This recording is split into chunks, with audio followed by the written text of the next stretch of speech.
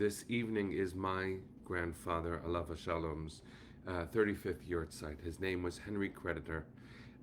His Hebrew name was Tzvi. My son, Moshe Tzvi, is named for him. I miss him very much, and I'd like to offer these thoughts in his memory and in his honor. Now, there is so much to say about the book of Bamidbar, the book of Numbers that we are in. And let me begin with a quote from one of my teachers, the former chancellor of the Jewish Theological Seminary, Arnold Eisen. He's a professor of American Jewry, a deeply, deeply devout human being, a profound believer in Jewish history, Jewish theology, in Torah itself, and in the rebirth of our people in the state of Israel. He begins a comment on this week's Parsha in a way that I think would be very instructive. He says, the book of Bamidbar, which aims to help readers navigate the chaotic wilderness in which the children of Israel have always lived and wandered, deals more directly than any other book of the Torah with what the great sociologist Max Weber called politics as a vocation. And Arnie then delineates between two different kinds of being Jewish, two different ways. And what he says is that Jews have no choice but to be concerned with politics. And he says, following Zionist parlance, meaning the language of Zionism, he calls these matters thriving and surviving normalcy. But we are also a faith community that is obligated to a covenant. Now, these are always in tension. The challenge of understanding ourselves as normal within history was the goal of Zionism. Because of the birth of nation states in general and the rise of nationalism, we felt, the founders of Zionism, political Zionism in particular, felt that the answer to, quote, the Jewish problem, where Jews were neither protected as a self-regulating group nor as citizens under the new nation states, we weren't safe in this way or that way. The only way for us to gain safety would be for us to self-determine the use of politics. But of course, the challenge of all that, and it's been pointed out by many, including the great philosopher Rabbi Yitzhak Greenberg and many others, the challenge of that is, if we accept the premise that in order for Jews to be normal, to survive and thrive, we must have power, then the question is, how do we use that power? The complexity of power is only bequeathed to those who survived to wield it. We could be pure and pristine in the way that we think of ourselves before we have power. But once we have power, then the ideas are tested. And sometimes we fail, and sometimes we do not fail. Sometimes we succeed. And the challenge of seeing ourselves within the context of real history is to know that this tension is precisely what we asked for. And so it is very important for us to understand this tension. And Arnie Eisen, the former chancellor of JTS, gives a wonderful example. He says that the first prime minister of Israel, David Ben-Gurion, was involved in constant debates with a tremendously important Jewish philosopher, Martin Buber. Buber is very famous for his book I and Thou, but has done much to advance our notion of being in relationship, to being available to each other. It's a beautiful gift that Martin Buber bequeathed upon many people, not just the Jews. It's challenging to understand his words sometimes, and he believed in the possibility of a binational state during the founding of the State of Israel, which turned out to be politically unfeasible, but it was premised on his ideas of relational encounter. Really well worth investigating, even if in the end you would disagree with his conclusions. Buber and Ben-Gurion are in a conversation quoted by Arnie Eisen. This happened in 1949, and the philosopher was chiding the prime minister for using religious language, for using the word redemption to describe secular state processes, right? Because Ben-Gurion wasn't a religious leader, he was the first prime minister of the State of Israel. But the question of the religious significance of the state is very important. And so here's the conversation. Buber says, "We said redemption of the soil and meant to make it the soil of Jews. Jewish soil for what?" Ben Gurion responds, "To bring forth bread from the soil, hamotzi lecha min haaretz." And Buber says, "For what?" Ben Gurion says, "So as to eat." Martin Buber says, "For what?" And Ben Gurion says, "Enough." Eisen uses this argument. Pardon me 1 second. I'm going to take care of something.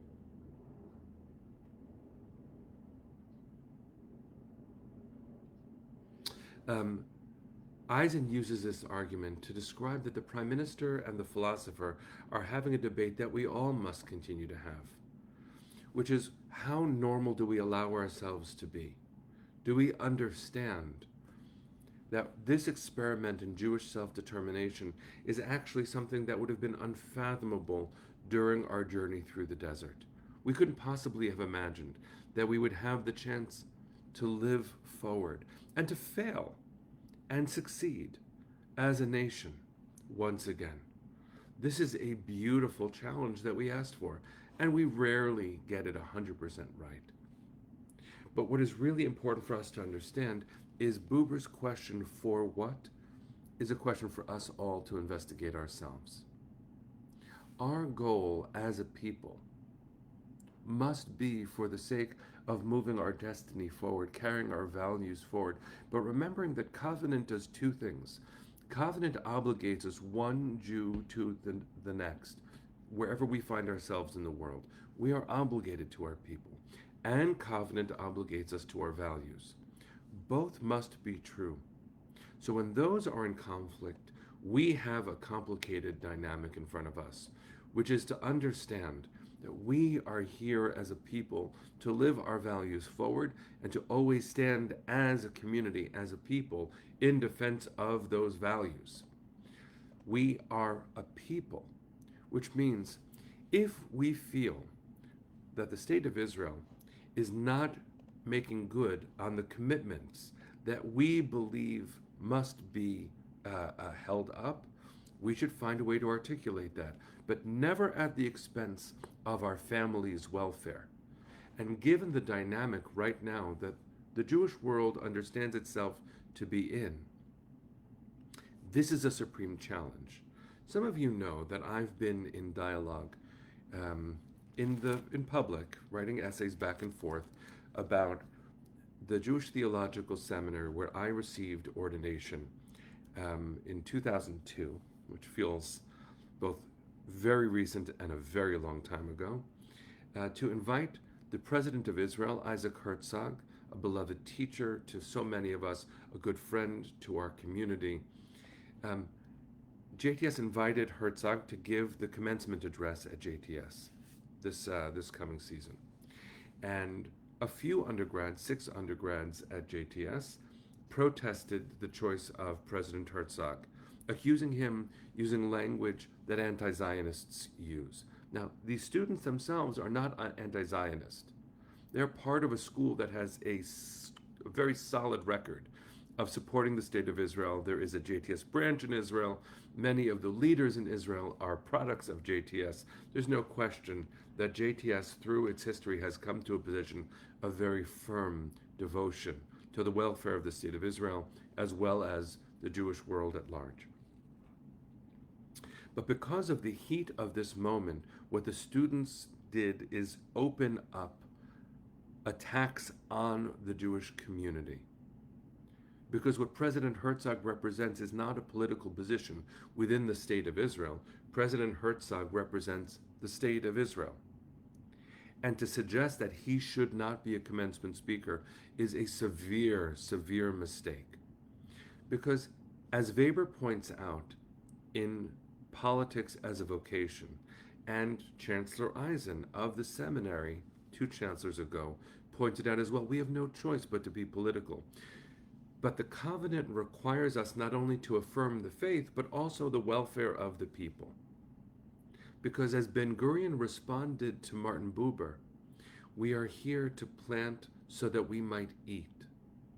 As we eat, we gain in strength. As we gain in strength, we will work hard to affirm our values. And yes, there are clear problems in the political strata of Israel at the moment. It's complicated. But we asked for that complication while we wandered for 40 years in a desert, because with the birth of political Zionism, which is the rebirth of Jewish dignity, we decided to be wanderers no longer. And so it is good that there are prophetic voices like Martin Buber's, and yes, like the undergrad students who want to hold Israel to a high moral and ethical standard. But have they served our people in battle for our lives?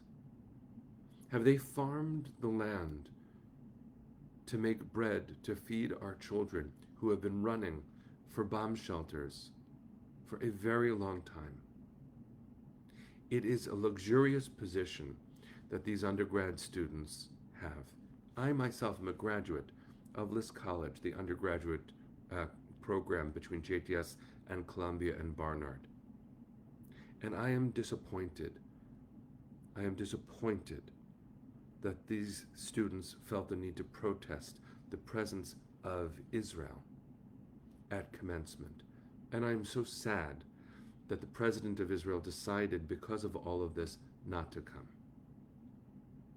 If you're curious about the ways that I articulated my feelings, a colleague is sharing a link, at least on Facebook, so you can trace the essays that I wrote about this issue. I won't be writing another one, given that the issue is now, quote, settled. And if you'd like to look, you can just Google some articles that I've written recently. But I want to raise this in the context of this week's Parsha, because this week's Parsha reminds us, as Amy just wrote, how blessed we are to have this struggle. Self-determination was never going to be simple. We did not believe, I do not believe, that we are a simple people. We are not. We are a people that has always cherished multivocality, multiple voices on the biggest of questions. What a big, beautiful family we are. What a complicated people we are. We make jokes about this, but we never had the chance to do so from a place of confidence and self-determination and dignity that we now have. It has never been a better time to be alive as a Jew. Not because the Sonei Israel, Jew haters, have suddenly disappeared. They haven't, and they likely never will. But we have a dignity that our ancestors did not. We have a sense of pride that our ancestors did not, but they worked so hard. They worked so hard for us to get this far. Will we ever be perfect? No. No. But we have the chance to do more good than we have ever had before. And we are doing more good than we have ever done before. Just yesterday, I met with a leader of an organization, Giddy Greenstein, who is part of the work to bring, how do I describe this? Technology that will allow 3D printers all around the world to print prosthetics for amputees so that they can have specialized prosthetics that are affordable. He's an Israeli who has created, both in Israel and in New York City, this technology in a maker studio called TAM, Tikkun Olam Makers, so that Jewish ingenuity based within the state of Israel with funding from UJA will be available in Africa and Saudi Arabia and anywhere that there is a prosthetic needed, including wheelchairs for toddlers. That's who we are too. And without the strength that we have in the state of Israel, including universities and scientists,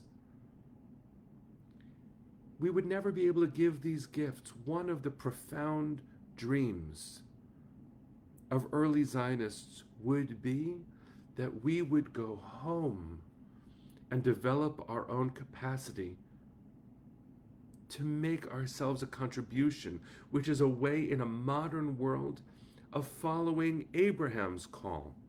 Because God says to Avram, Heye bracha, be a blessing.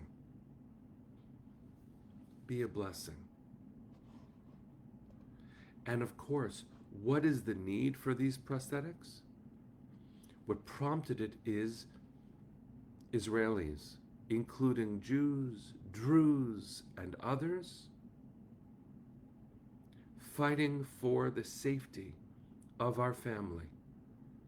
The injuries that soldiers have endured over these last 2.5, almost 3 years, and since the founding of the state and before, have just increased beyond measure.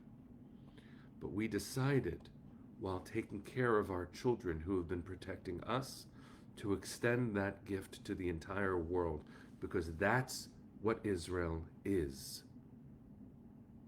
Do we always get it right? Of course not. Are we working in unfathomable circumstances? Absolutely. Have we let go of our dreams and our commitments to be a gift to the world, despite how hard the world makes it for us to give those gifts? No. We sing our songs at Eurovision and we try to heal people. Are we perfect? No. Are we beautiful? Absolutely. So I want to make clear, the students who wrote this protest letter are undergrads. They're not the future rabbis. There are a few rabbinical students who wrote supportive messages. But we have a responsibility in the training of our own leaders to remind them of our beauty and to never, in our name, cause shame for our family. This is a sad moment, actually. It's a sad moment that deserves naming.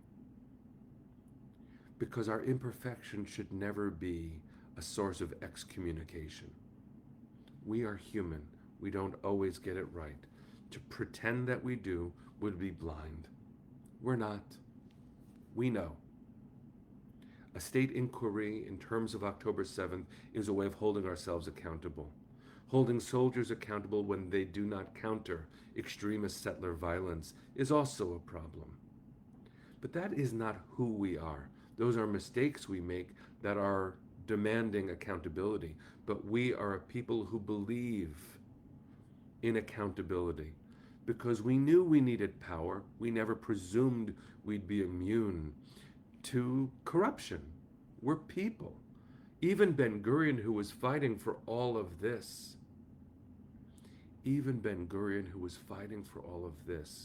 said that his definition of normal was when a Jewish criminal would be brought before a Jewish judge in a Jewish city. He never presumed we would get it right all the way through. But he knew, just as we must remember, that we had to have the freedom to make those mistakes and then to hold ourselves accountable when the mistakes were made. When we say Am Yisrael Chai, we are not saying we always get it right. When we say Am Yisrael Chai, we are saying we are worthy of the chance to get it right and to get it wrong and to correct ourselves and to get more right. Zionism is the rebirth of Jewish dignity on earth. So when Martin Buber and David Ben-Gurion are speaking about this, and Ben-Gurion says, we must fight so that we can grow wheat. And Martin Buber says, for what?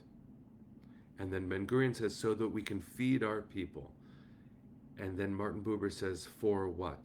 Our answer is, because we are beautiful, and we are called to do beautiful things on earth. We must protect ourselves so that we can be alive and thrive and surpass being normal. But the only way to do that is to make sure that we grow wheat and feed our children and keep our families safe. There is a for what that comes after that, but it begins with this. In the desert, we had to depend upon God for manna so that we could eat. But we are worthy of getting it wrong because we want to get it right. That's dignity.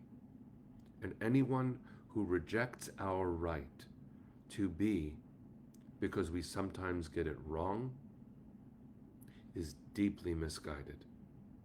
I would say to them, for what? Because you think we need to be perfect? We don't hold anyone to that standard. Before someone deserves the chance to be, we have to demand of them perfection.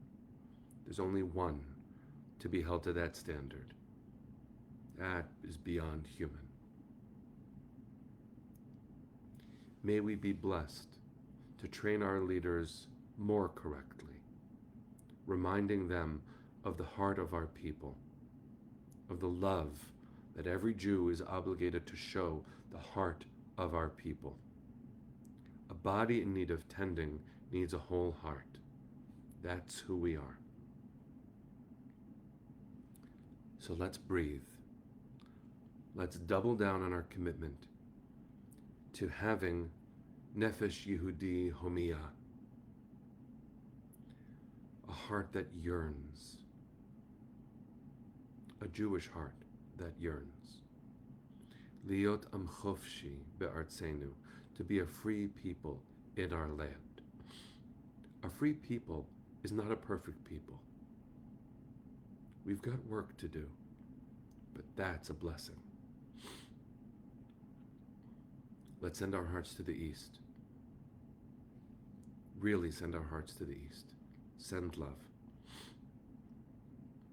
Kolon balevav penima nefesh Yehudi homiyah ulefate mizrach kadima ayin letzion Sophia, O lo avda tikvatenu, hatikva bat shnot alpayim, liot am chofshi be'artzenu,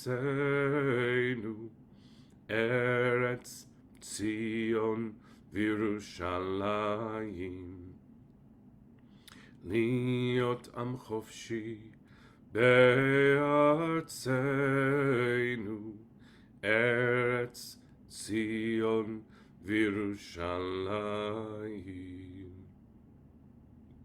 Am Yisrael Chai. See you next week, my friends. Shabbat Shalom.